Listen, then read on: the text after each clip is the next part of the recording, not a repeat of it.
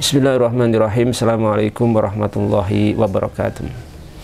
Belakangan ini kita dibuat sedih oleh munculnya fenomena-fenomena yang sangat memalukan ya. Bagaimana fenomena-fenomena ini menjadi sebuah bukti bahwa kita sedang berada di akhir zaman.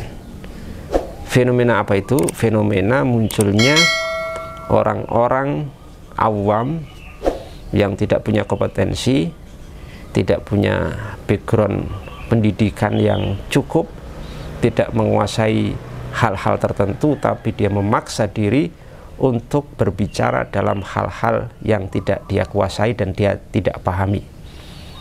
Bahkan lebih daripada itu, muncul orang-orang yang seperti ini, orang-orang bodoh yang menghabiskan umur dan waktunya untuk mengkritisi, menyalahkan para ulama, para asatidah, orang-orang yang berilmu, dan menjadikan itu konten-konten mereka, yang kalau mau jujur mereka melakukan seperti itu karena motif semata-mata motif materi ataupun duniawi. Ini satu hal yang sangat memprihatinkan dan membuat kita sedih. Berbicara dalam masalah agama itu tidak bisa dilakukan oleh sembarangan orang, karena pembicaraan yang disampaikan itu harus ada pertanggungjawabannya dunia sampai akhirat kelak, di mana kebodohan itu tidak bisa dijadikan alasan untuk menjadi dasar membicarakan, membahas masalah agama. Allah dalam Quran sendiri sudah menegaskan hal ini, wala taqfu ma laisa laka bi ilmun inna sam'a wal basara wal fuada kullu ulaika kana anhu mas'ula. Jadi kita tidak boleh berhenti dalam satu perkara yang kita tidak punya pengetahuan tentangnya, karena pendengaran, penglihatan, hati, semuanya itu akan ada pertanggungjawabannya nanti di akhirat kelak di hadapan Allah Subhanahu wa Ta'ala.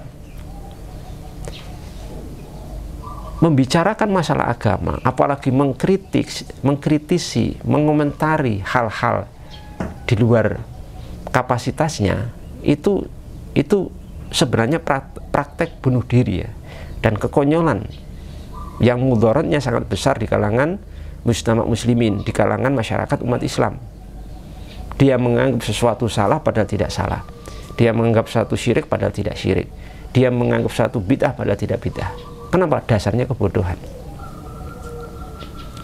Ya seharusnya orang-orang seperti ini ya, kalau memang dia jadi guru, itu seharusnya ya fokus kepada guru saja.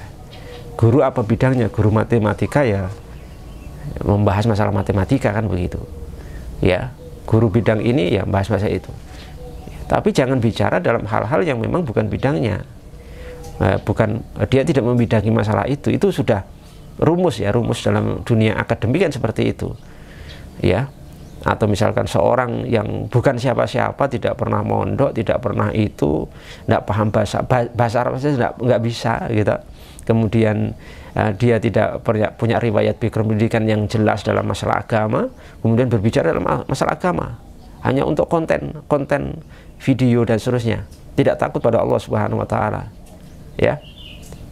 Maka ini merupakan ciri akan datangnya hari kiamat. Disebutkan dalam hadis yang sahih, idza busidal amru ila ghairi ahli fantanziru sa'u, kama qala Nabi sallallahu alaihi wasallam. Kalau perkara itu sudah diserahkan kepada bukan ahlinya, maka tunggulah datangnya hari kiamat. Ya. Semua itu perlu kompetensi, ya, dalam bidang apa. Dokter saja, itu dokter mata itu tidak akan berani berkomentar jauh ya tentang masalah penyakit dalam atau penyakit jantung. Dokter umum tidak akan berani untuk berbicara tentang masalah bedah ya, dan seterusnya dan sebaliknya. Kenapa? Karena memang mereka sadar diri bahwasanya berat dan bahaya resikonya ketika kita berbicara sesuatu yang kita tidak bidangi, tidak kita pahami. Modal ngomong, modal ya bicara modal keluar saja ucapan-ucapannya itu tanpa punya rasa takut pada Allah Subhanahu wa taala. Ya, ciri orang-orang yang bodoh itu di mana-mana sama, yaitu tidak punya rasa takut pada Allah Subhanahu wa taala. Ya, hanya berbicara sesuai dengan hawa nafsunya, sesuai dengan keinginannya tanpa mempertimbangkan maslahat dan mafsadah. Ya. Seharusnya orang-orang seperti ini takut pada Allah Subhanahu wa taala, ya, jangan berbicara dalam hal-hal yang kamu tidak paham, kamu tidak punya basic pendidikan yang jelas, ya. Kamu harus sadar diri. Silahkan buat video, konten, tapi memang yang sesuai bidangmu saja. Kalau bidangnya berantem ya bidang berantem gitu. Kalau bidangnya itu guru ya guru saja.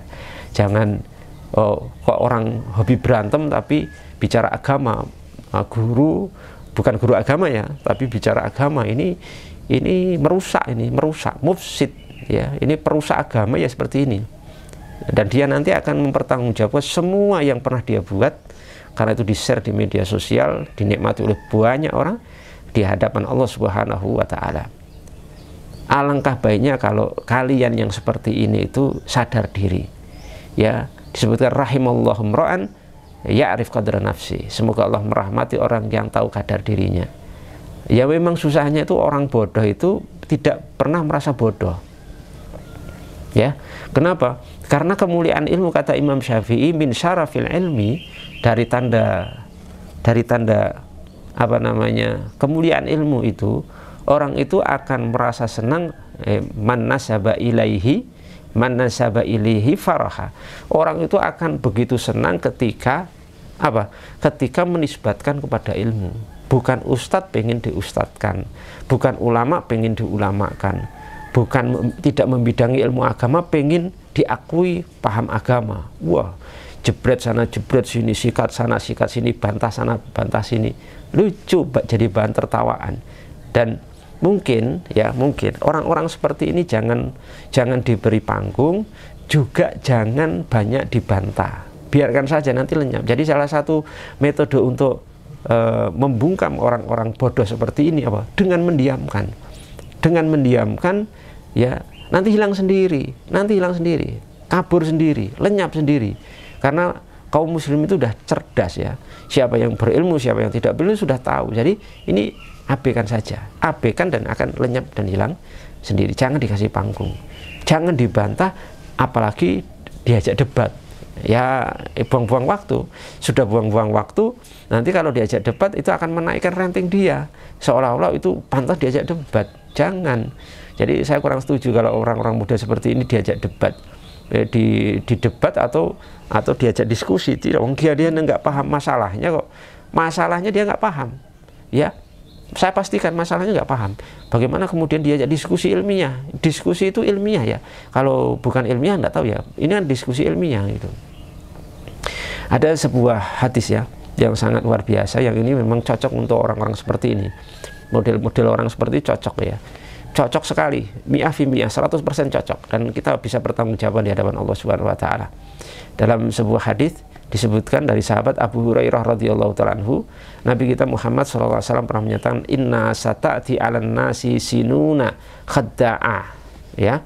Khadda'a yusaddiqu fiha al-kadhibu wa yukadzibu fiha shadiq wa yu'tamanu fiha al-kha'in wa nukhawwanu fiha al-amin wa yantiqu fiha ar-raibidah. Qila wa mar-raibidah ya Rasulullah? Qala as-safihu yatakallamu fi amril amah. Akan datang tahun-tahun kepada manusia, tahun-tahun khada'ah, tahun-tahun kebohongan, kedustaan dan seterusnya. Yang di tahun-tahun itu orang berdusta dibenarkan malah. Yang ini sudah tahun kebalik ya, bahasa kita tahun apa kebalik. Orang pendusta dibenarkan, yang orang benar jujur malah didustakan. Yang amanah dituduh khianat, ya. Yang yang khianat dituduh amanah, yang amanah malah dituduh khianat. Ya, di masa itu akan ada raibidah yang lantang berbicara, bicara sana sini, wah luar biasa, bantah sana sini, hujat sana sini. Ya. Para sahabat bertanya, siapa Ar-Rabidah itu? Ya Rasulullah, wahai Rasulullah. Qala, beliau menjawab, as-safihu yatakallamu fi amril ammah. As-safih itu bahasa terjemah yang pas ya. Mohon maaf ini mungkin agak keras. Orang tolol. Bukan bodoh. Bodoh itu di bawahnya ada lagi tolol. Jadi orang tolol yang berbicara tentang urusan yang bersifat umum, urusan agama, urusan berkaitan dengan manusia, urusan berkaitan dengan agama, urusan berkaitan dengan para ustadz, para dai, para masyayikh, ya, hal-hal pelik. Itu as-safih, orang tolol.